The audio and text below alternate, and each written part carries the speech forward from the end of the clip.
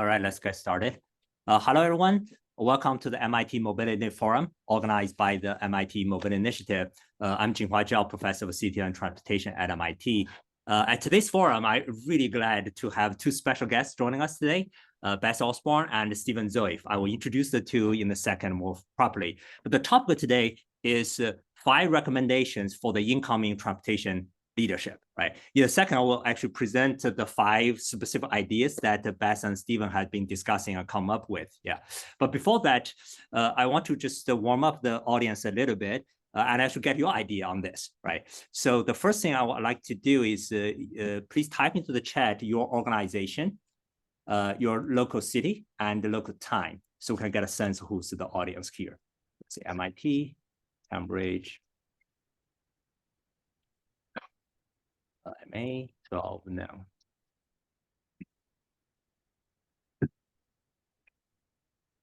From Poppy, from Olympia, Denso, Toyota, Loveland, Ariti, Oregon Department of Transportation, Cornell Tech, National Safety Council.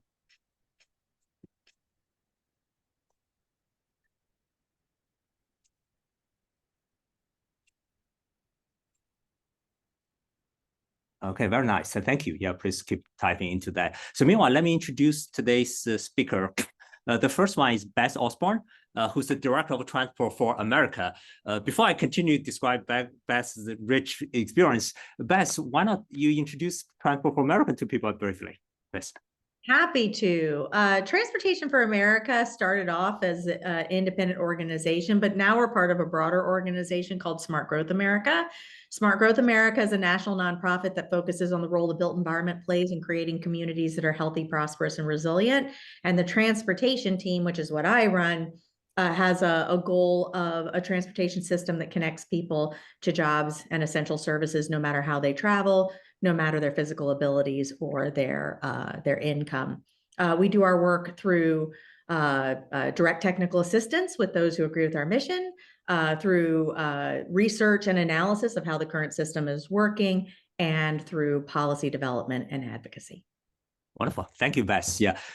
Before Transport for America, Beth was appointed at the U.S. Department of Transportation as the Acting Assistant Secretary for Transportation Policy, and also as the Deputy Assistant Secretary for Transportation Policy between 2009 and 2014.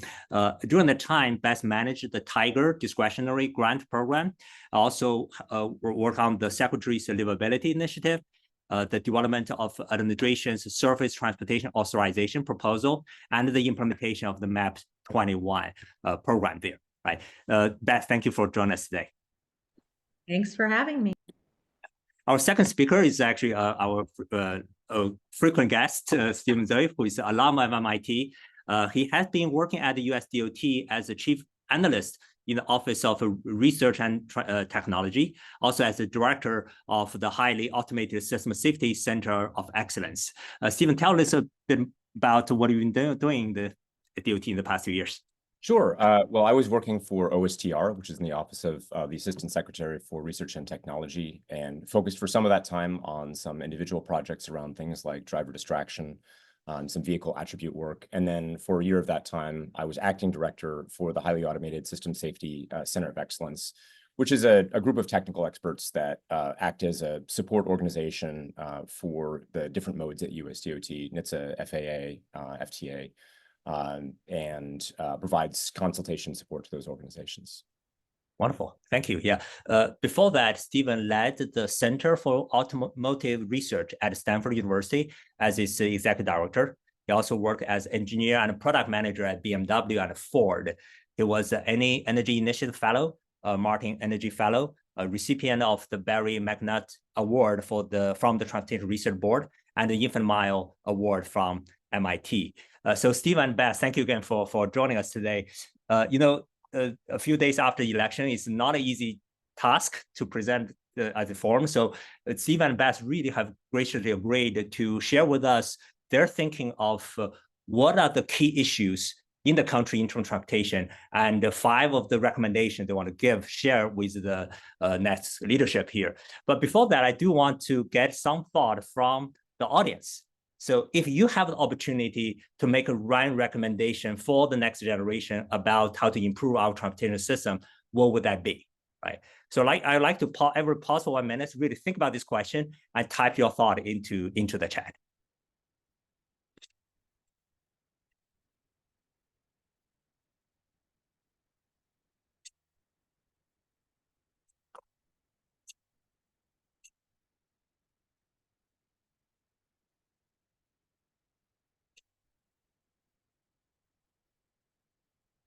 Invest in public transit, more maintenance, mobility sharing, walkable city, funding for transit operation, do more retrospective evaluation project and program to see how they really work.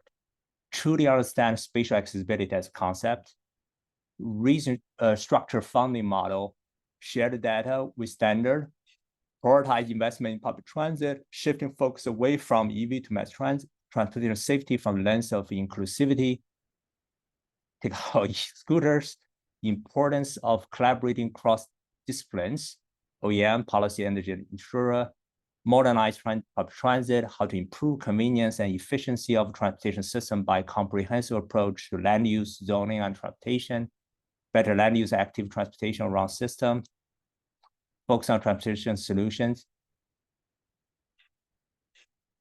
Oh, that's nice. Yeah. So thank you. Yeah, please keep adding the ideas. It's a great list. It's great. I think Stephen and Beth, you probably will cover many of these ideas here. All right, so let's get started in the conversation. So we designed this today's forum as just a dialogue between Stephen, Beth, John, Bo, and myself. Let me give a quick summary of the 5 ideas Stephen and Beth are presented.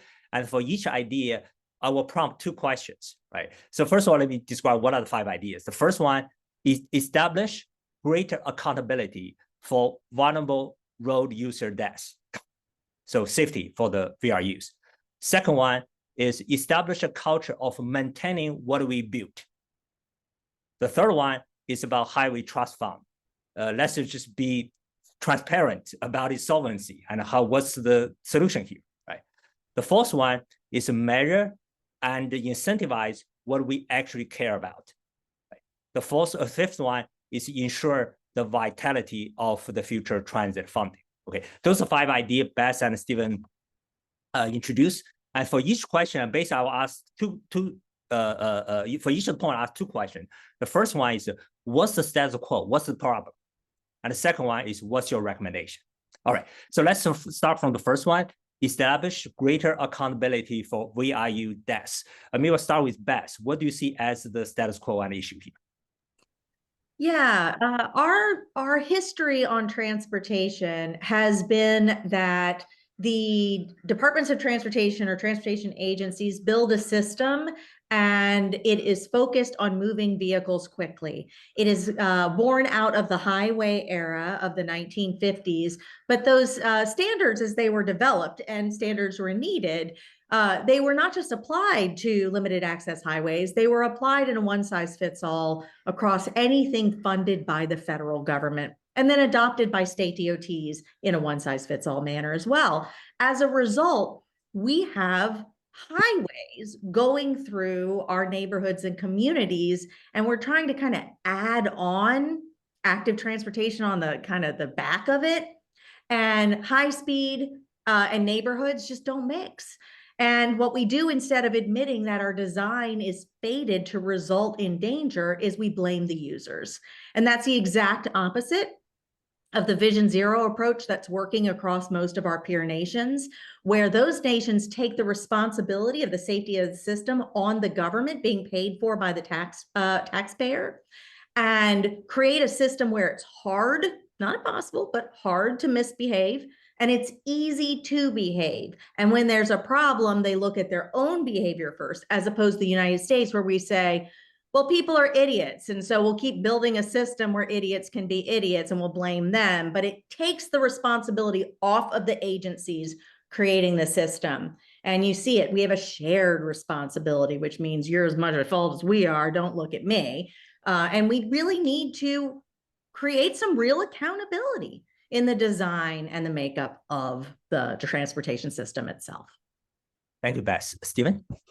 I think I'd maybe start in a slightly different place, although I do agree with most of what Beth said. I think I'd start by saying that, look, everybody wants to be able to get around safely, right? Period. I think nobody wants to put themselves in harm's way when they're getting from point A to point B. And I think while in the United States, a lot of people do drive, that is the primary where people commute, for example, there are a lot of people who can't drive or don't want to drive for any variety of reasons. It could be physical infirmity, it could be age related, could be income related, but there are a lot of people that simply don't want to use that as a way to get around. And I think it is a very reasonable expectation that people should be able to walk and bike safely, right? Walk your kids to school, bike your kids to school, walk to the neighborhood store to get a carton of milk, whatever it is, you should be able to do that safely. And I think the fact is, and we haven't really talked about the data here, but the fact is that deaths of pedestrians and deaths of bicyclists have absolutely skyrocketed in the last 15 years. And I think the easiest way to say it is that the year 2022, which is the year for which we have the most recent, I think, official data, is almost exactly where we were in 1975 when we started gathering this data. And you could say, okay, well, that's not adjusting for travel patterns, it's not adjusting for population, but you could also look at it in another way and say, look, as a fraction of total road deaths, non-occupants vehicles are representing a greater and greater fraction of those road deaths. And we've got to do something about it. We can talk about what those specific recommendations are, but we've got to do something about it. And this is a place, as Beth said a minute ago, where the US diverges from our peer countries, right? So 15 years ago, when we reversed our improvements and started getting worse, most of the rest of the developed world continued to improve. That's exactly right. And the rest of the world has people who speed. The rest of the world, they actually have smartphones outside of the United States. It seems to surprise people in the United States, but they have them, and distracted driving. They have problems with driving while intoxicated. They don't have those human foibles become fatalities on our roadways like we do. Right. So just to reinforce the point Steve and Beth made, this is the graph we're talking about. Back in the 1975, we have 7,500 pedestrians killed, 1,000 cyclist deaths. Over the next 30 years ago, we had made quite a good progress there until 2009, 2010 or so.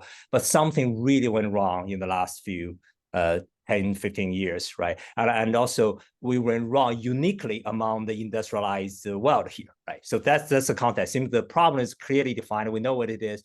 What's the recommendation? Beth? Well, first off, we need to stop talking about this as a shared responsibility and pushing it off on the user. We need to design our roadway with an understanding and for humans that will make mistakes. It's interesting, if you look into our program, the goal is to avoid any crash with an over focus on crashes that do not result in injury. They're the crashes that cause congestion. And it's a way to double to count congestion. In Vision Zero, we don't care about those. You care about the ones that cause fatalities and serious injuries, and those occur when there's high speeds, which happens outside of congestion. So that's when we feel how overbuilt our roadways are. So we need to stop having the only design measure for roadways be about vehicle movement, a measure called level of service. It's time for that to go either out the door or be severely curtailed or matched with other design measures.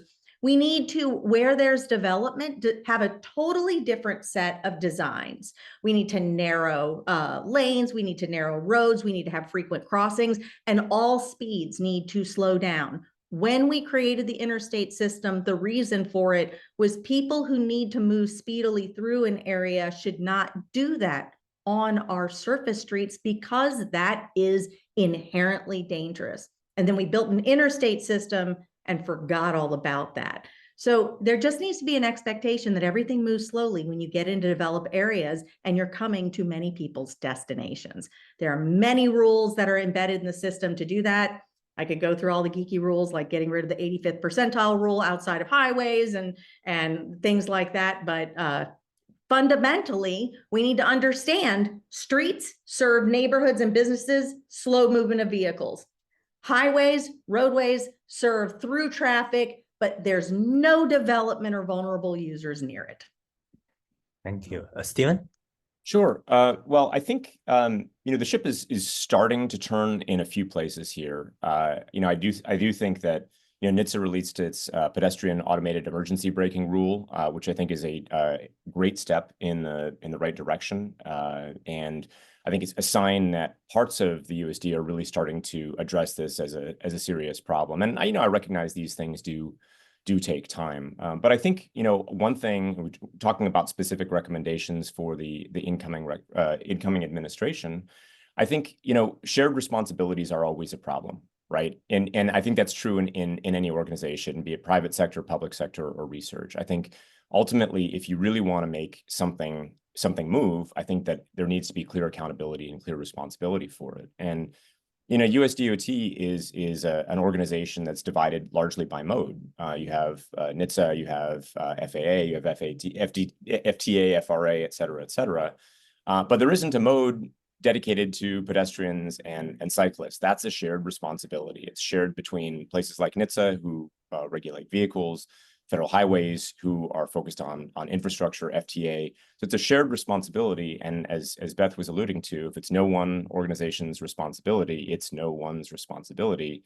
And it shouldn't be a completely surprise to us that the numbers have gone where they have. And so, I think a clear recommendation would be establish accountability at the federal level for pedestrian deaths and cyclist deaths. Oh, thank you. Yeah. So John and Buwang, whenever you feel we MIT Mobility Initiative, we've done some of the research ourselves or engage other scholars to participate as well. So jumping in whenever you see fit. I will ask one last question, Steve and Beth, and come back to you, which is about the training, both the designers of those infrastructure, the planners, the enforcement, the whole kind of personnel and the talent pool here, right? So do you see any missing gaps? So who has this knowledge? Or do the one we lack of generally does not have the knowledge, or the one who do have the knowledge but somehow does not get the opportunity to express it or actually impact the reality here, right? Beth or Stephen, any?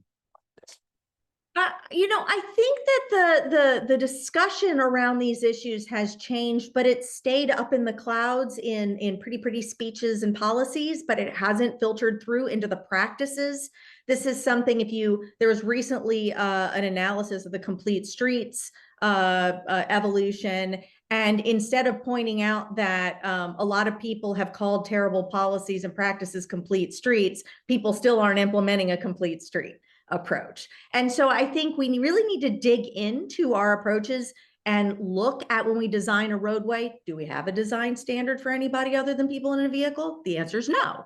Well, maybe we need to develop one. Do we set speed limits for safe speeds? No, we have rules for high speed. So we really need to go through the practice and update it for the first time in over half a century to address these issues. Yeah, right. I think this is going to sort of lead us into a topic that we'll talk about a little bit more later, which is data. And I think simply knowing where vulnerable road users are, I think that's a challenge today as well. So, I think what Beth said a moment ago was you really want to slow traffic down. You really want to slow vehicles down when they're in the presence of lots of people. I think, if they're on an interstate somewhere, fine. Speed is generally not a bad thing, but it's a bad thing when it's in the close proximity with humans, right? And I think the problem is we don't really know where those humans are and when they're there. We have sort of loose information. We know, for example, that pedestrian fatalities tend to primarily occur in the evening hours, in the twilight hours, right? It's much more prevalent there. We know little things like that, but we don't really know when and where those pedestrians are using the infrastructure. So better data on that, I think, would really help us make smarter decisions. Thanks. John? Yeah, no, I think this distinction between streets, which are more of a public space where children can play and so forth, versus highways, where it really is about level of service, maybe that highways could be a place where level of service as a concept still makes sense, but certainly not on streets. But the question that I would have is about intelligent speed assistance, which is the technology that I think few Americans realize that every vehicle currently sold in Europe as of this past summer has this ISA technology, which basically indicates if the vehicle is going above the speed limit. It doesn't speed limit the vehicle, it informs the driver of the vehicle. And I'm just curious if either of you have sort of thoughts on could that technology be implemented in the United States? I mean, the politics of it would be interesting, but fundamentally, it controls for the speed limit, and our speed limits are unsafe. We have speed limits that are, if everyone went the speed limit, too many people would die. It is not acceptable to have 40, 45 miles per hour, even 35 miles per hour in high conflict corridors.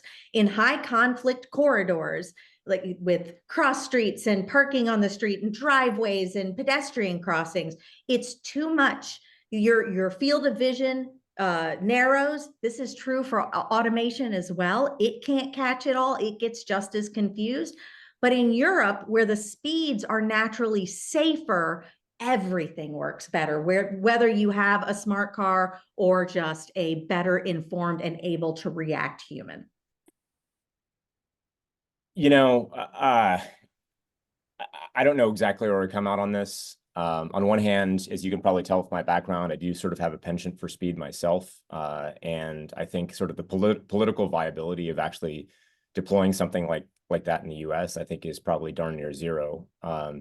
And, you know, I think we do have, I think we do have things that are in the private sector that are tending in this direction, right? So, you know, insurance, that personalized insurance, for example, that's something that's, I think, seeing growth in the United States, and where you install a device on your car and it reports on your driving behavior, and then your insurance rates are adjusted accordingly. You know, I think, to me, that would start to accomplish some of the same things, and, you know, and perhaps be a little bit more palatable politically in a place like the United States. I mean, it does make sense, right? I mean, it's sort of like the private sector version of positive train control, right? It's just sort of keep people within the the bounds of normal behavior, but giving them a little bit of discretion. But I think politically, it'd be really, really hard to pull off.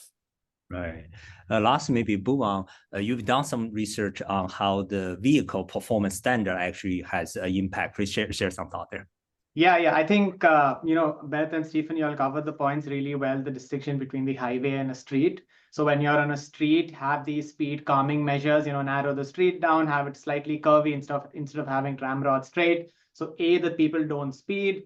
B, if they speed, you know, our research last week was on if they speed, the vehicle should have the ability to brake itself, depending on how fast it can accelerate as well. So, you know, having a good braking capability, which is what we presented last week. You know, certain these types of vehicles and powertrains do not brake as well as certain other types, which is what we presented last week. And third would be, you know, God forbid a crash happens. You know, the vehicle should have, like in the Europe, you have pedestrian safety measures. The hood sort of pops up a bit, you know, it's called a hood airbag. And we don't have any pedestrian safety measures, no crash testing for people outside the vehicle in the US.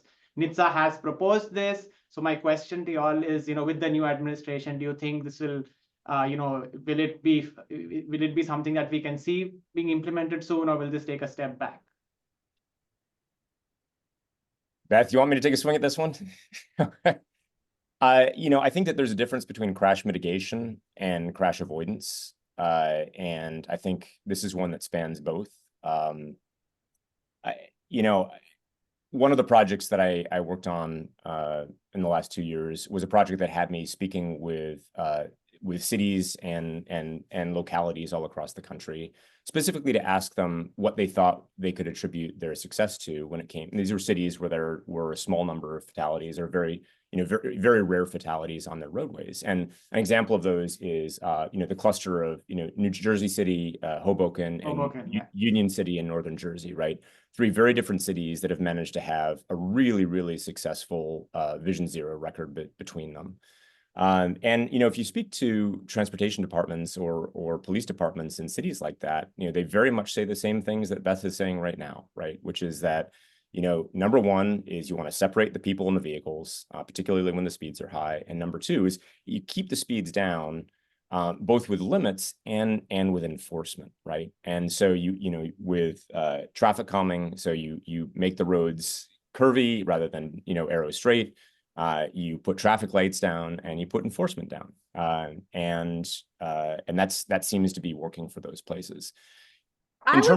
Back on the curvy, historic areas tend to have straight roads in a grid with lots of intersections, and that works way better than curvy roads without intersections. It also leads to a better land use policy that brings the buildings right up to the road. When people feel constrained, you don't have to tell them to go slow. They all go slower because we feel like we're in tight quarters. Think about when you're going through an alley. Very few people just turn through an alley and try to go 60 miles per hour. They might still go too fast, but their range of comfort just goes way down. So a gridded system probably, the way we built since time immemorial before World War II worked really well. And Bhuvan, I think your point about vehicle attributes is an interesting one, right? So I think there's a presentation that you and a number of other folks made a week or two ago about vehicle attributes over time. This is something that I'd studied as a grad student. So, Don McKenzie and I had a paper back in, I think, 2012, showing that vehicles were getting heavier and heavier and heavier, even back then. And that trend has essentially continued unabated. Vehicles are getting taller, they're getting bigger. And you can argue causality. Is this a function of regulation? Is it a function of consumer preferences? Is it a function of technology? But ultimately that, the vehicles are getting bigger. And that's ultimately a very bad thing for pedestrians and cyclists. Yeah. To conclude this part, beyond the technology, design, etc., fundamentally, when 42,000 people died, who get penalized? Who get fired? Right. To the initial point, Stephen and Beth, now we don't have a clear responsibility structure there, right? And that's one major issue there. Okay, so we just finished one of the. And I just have to say that actually, when too many people die, that's a justification for putting more money into the program that created the problem. Not only is no one punished, they are rewarded. That's such a perverse structure that we're having here, right? Yeah, thank you, Beth. Right. So we just covered one of the 5 topics here. We used about half the time. So let's go a bit faster for the next one. So we're jumping into the recommendation directly, right? So the second one is establish a culture of maintaining what we built. Yeah. For that, of course, the problem is every leader, so they want to open a new thing, right? I don't want to say, oh, my achievement is I maintain the old stuff, right? How to get over that difficulty there? Yeah, Stephen, Beth, either way, right? Stephen, go ahead. Okay, well, I'll pick a specific example, and it's an area where actually, I'm excited by the incoming administration, and that's with EV charging infrastructure. So, I think we're partway into our EV transition, and I think,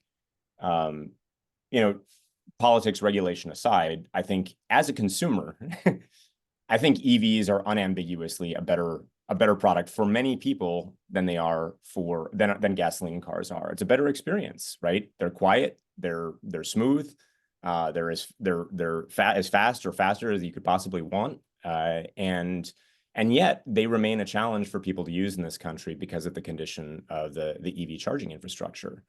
And I think we have the makings of incentives to improve that situation.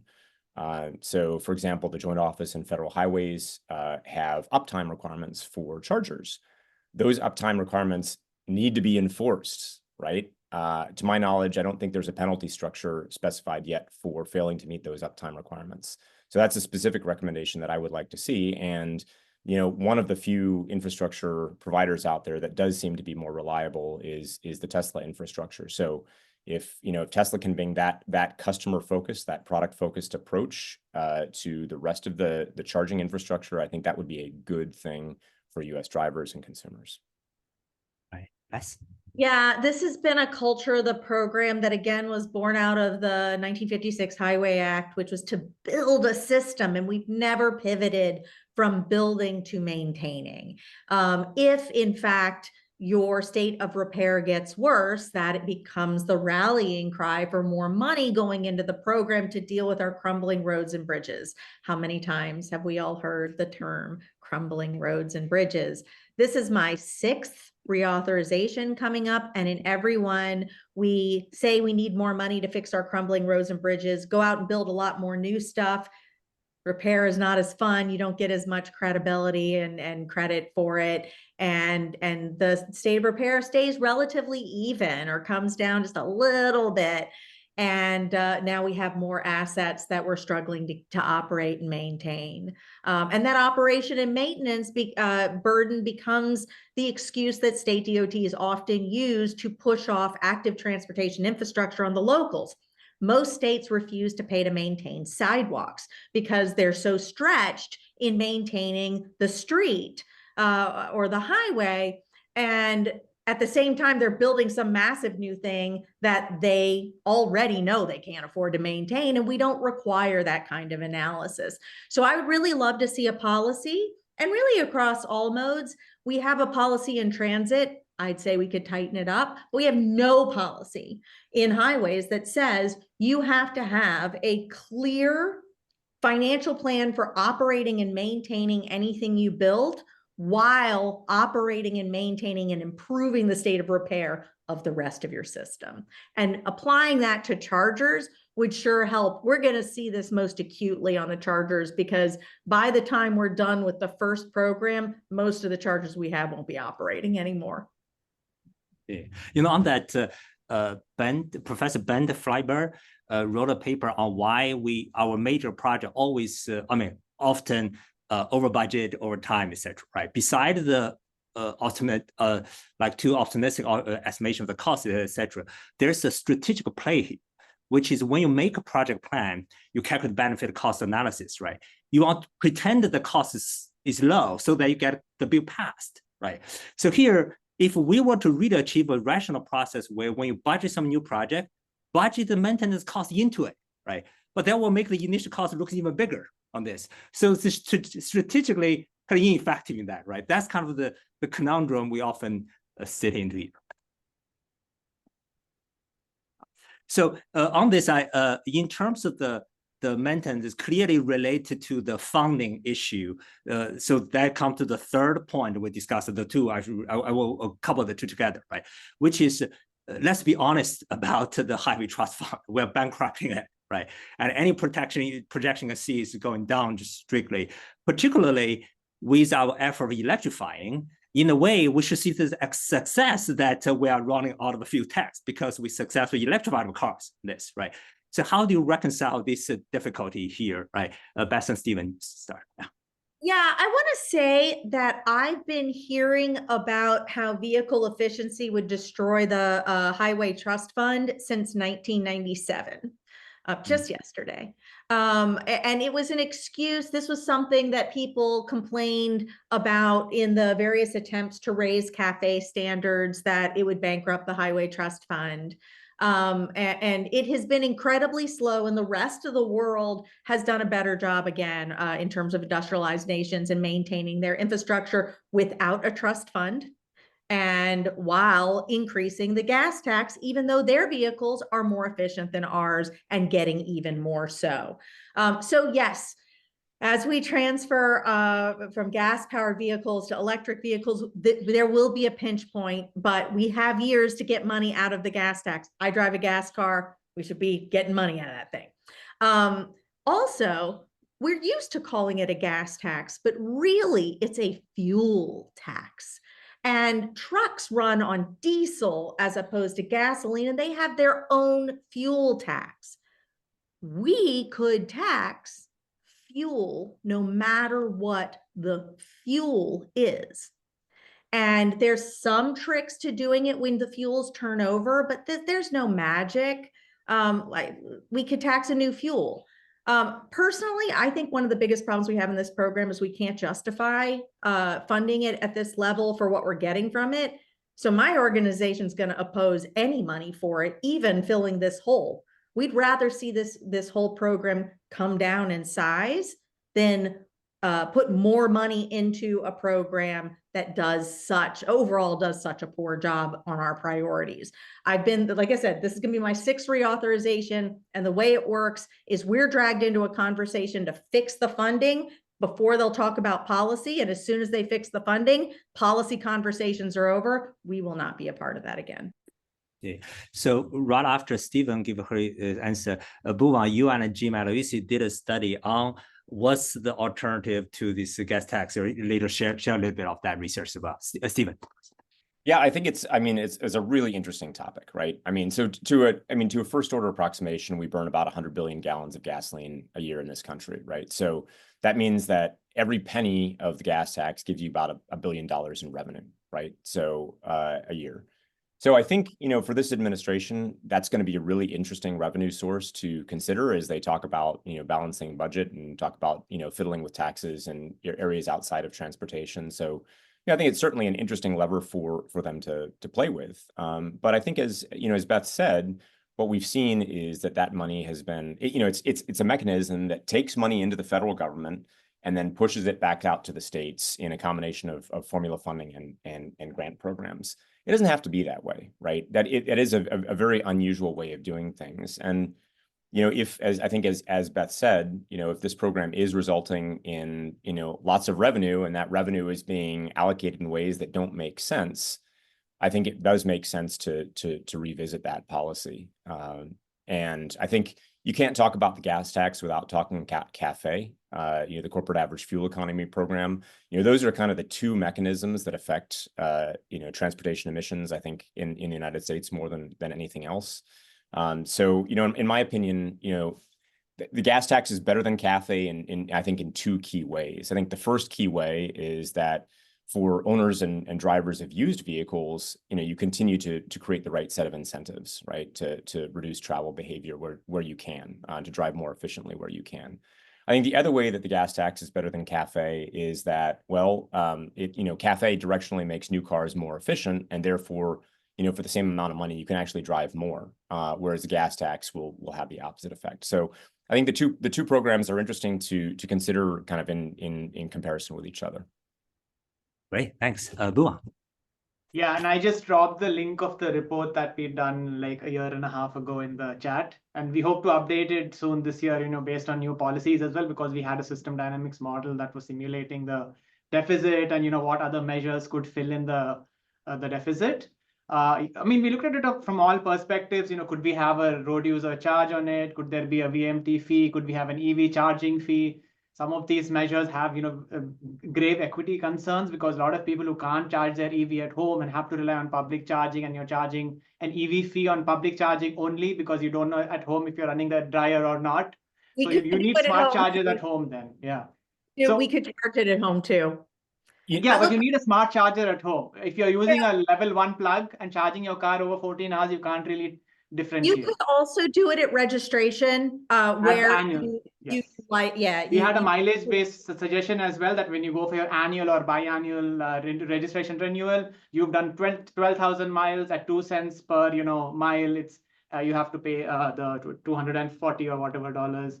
So that was a couple of suggestions. That Stephen, yeah, go ahead. Sorry, I'm seeing you. Fundamentally, I want to say that this program is inequitable. Full stop.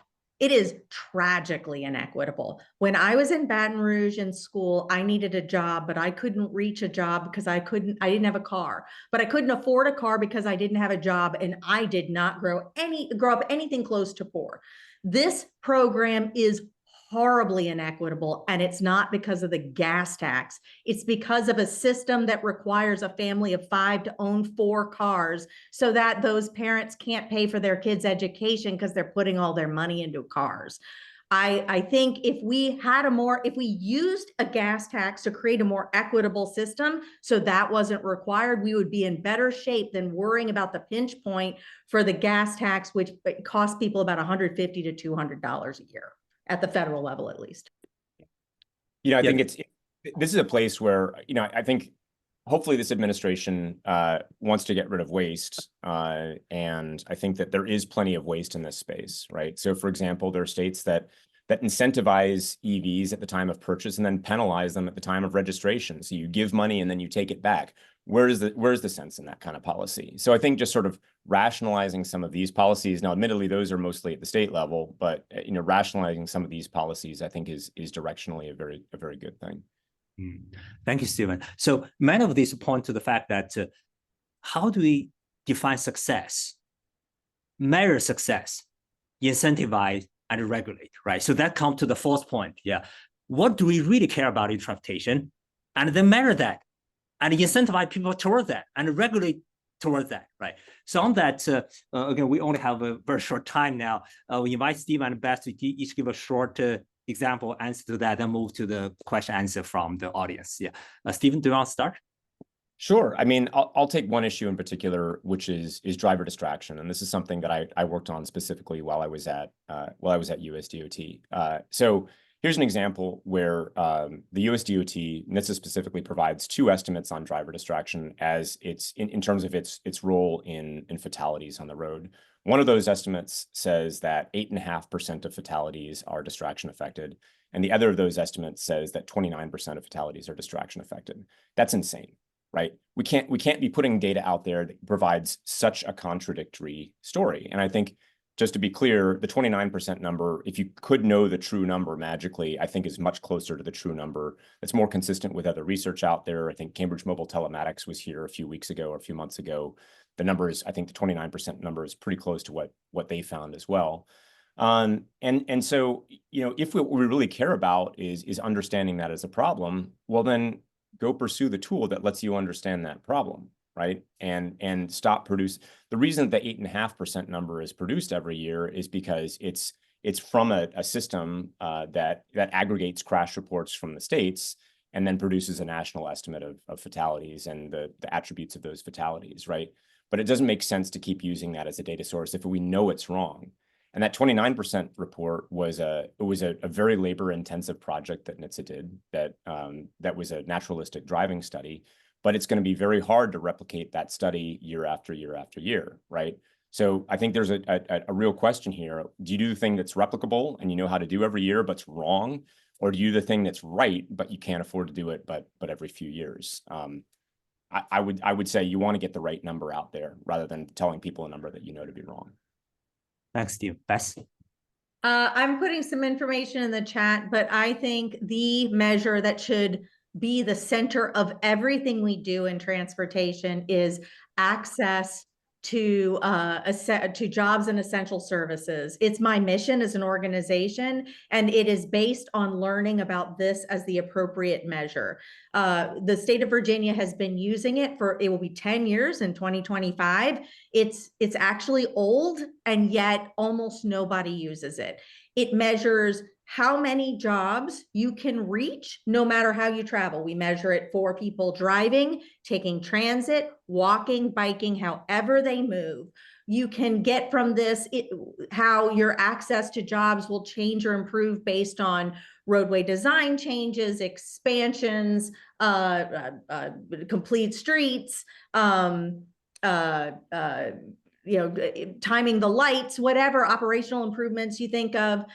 You can look at improving transit service, better frequency, changing of the routes, new service. For biking and walking, you can look at the presence of crossings, the speed of the roadway, and how that impacts it. We know all of this. Back in the 50s, academics knew this was the way to determine whether or not we had done the right thing in transportation. We just didn't have the technology to do it. Now, every single person on this phone is carrying around the technology to do it in our pockets, and our DOTs are not using this unbelievably old technology. It's based on GIS. It's 30 years old. It's based on traffic data and the GTFS feed and some other basic proxies that we've had forever. And we're not utilizing it in spite of incredibly powerful computing.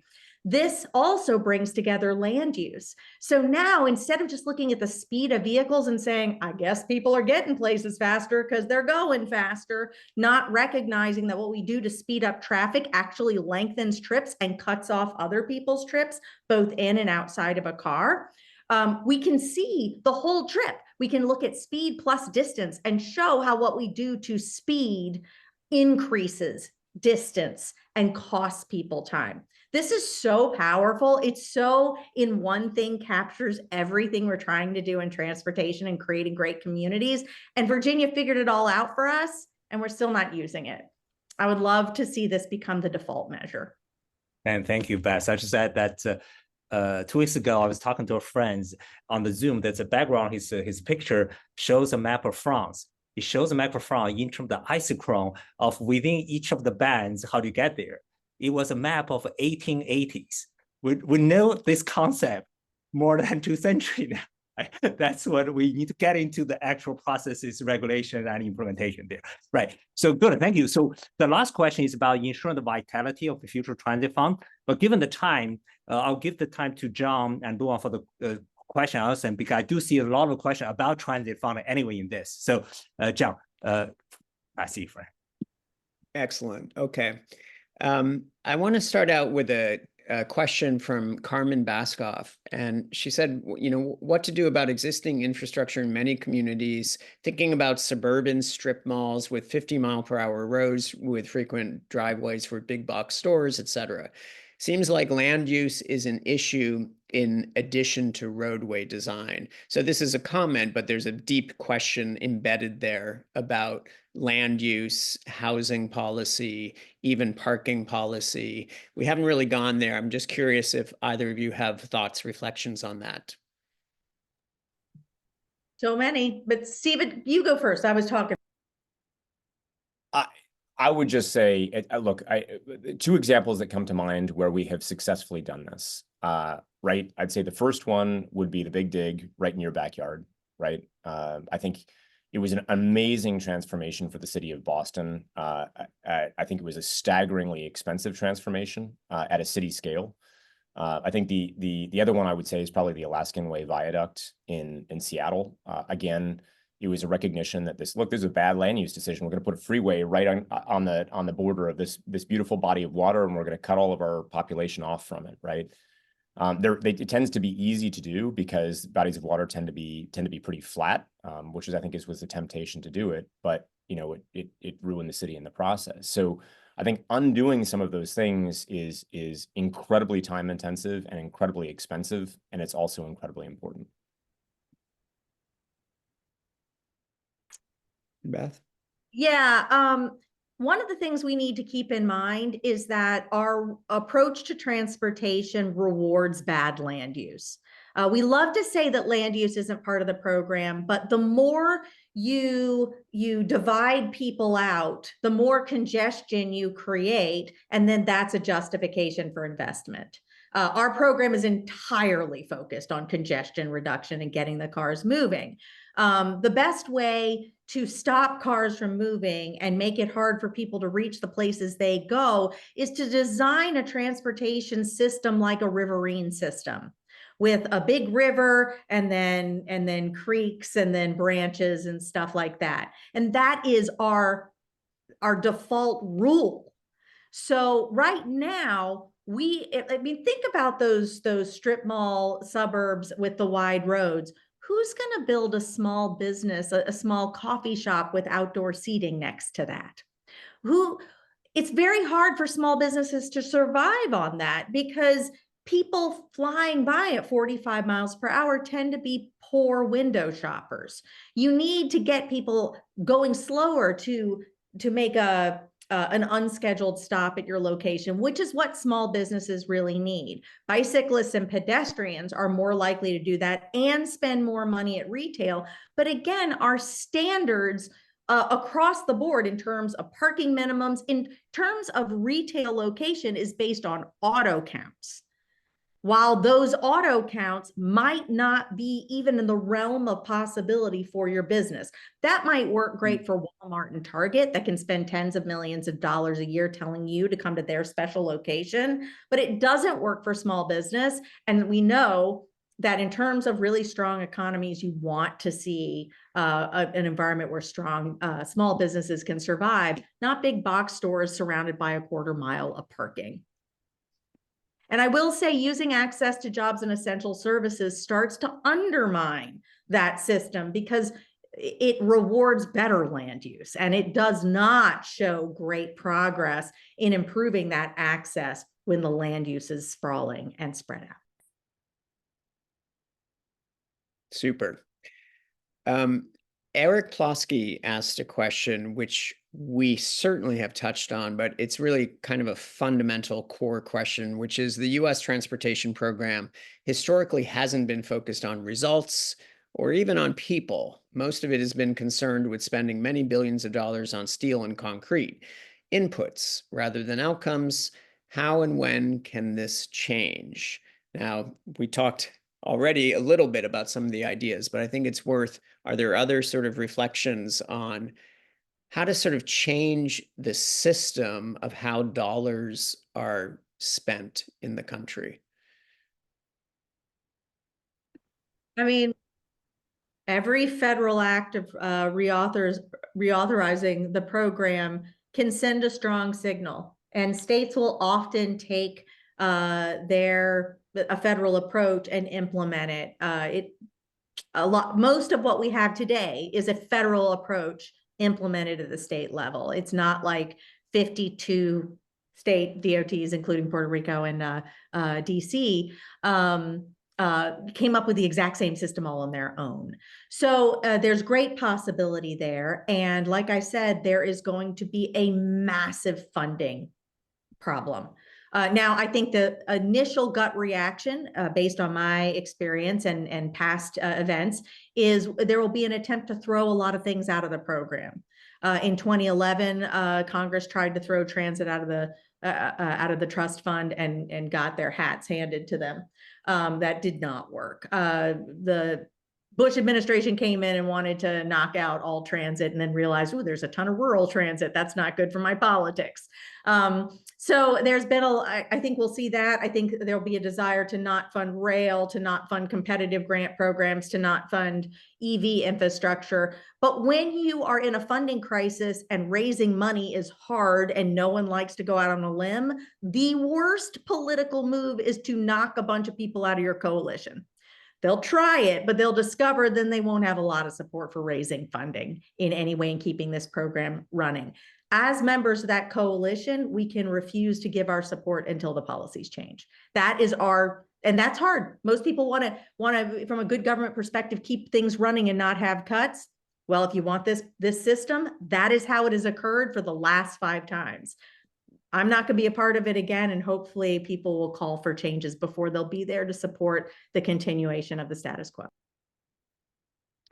Stephen, your thoughts? Beth, I think that was great. I think I would take this back to individual choice. And I think I would say not everybody is able to, and not everybody wants to drive everywhere they go. And in today's system, we make it awfully hard for people to make a choice other than that. So I would like to preserve the freedom of people to choose to not drive everywhere they go, and to take transit if they want, and to bike or to walk if they want. Well, that brings us to another stream of questions, which was around public transportation, methods to incentivize, the state of repair of public transit in the United States. There was a cluster of questions around that. And there was also some questions around electrification. Kate Rotzer asked, does electrifying everything, it doesn't actually solve the climate crisis. This is a point that others have made as well. So those are two very different categories, but in the remaining 2 or 3 minutes that we have, maybe one comment from each of you. Beth, let's start with you. Yeah, on transit, right now, transit is part of the program for the benefit of the highway user. The way it's justified is we will run transit during peak driving hours as a way to reduce congestion. And therefore, transit is built almost entirely for the work trip, and people aren't traveling to work as much. Yeah. I don't know why anyone is surprised.